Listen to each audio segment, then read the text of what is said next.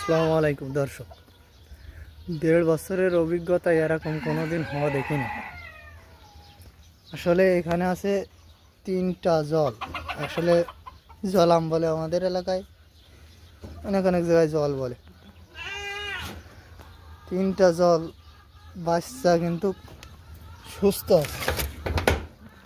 2টা বাচ্চা হয়েছে, বাচ্চা সুস্থ আছে, কিন্তু জলগুলো মনে হচ্ছে নষ্ট হয়ে গেছে।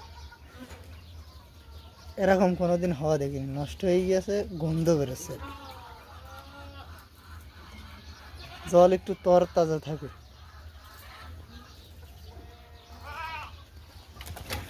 কিন্তু বুঝতে পারলাম না কারণ কি। তো যদি কারো জানা থাকে একটু জানাবেন প্লিজ, দয়া করে। 1.5 বছরের অভিজ্ঞতা এরকম কোনোদিন দেখিনি। আসলে এটা খারাপ না ভালো? ধন্যবাদ ভাই ভিডিওটা দেখার জন্য, এবং যদি কেউ জেনে থাকেন কমেন্টে জানাবেন। আল্লাহ হাফেজ।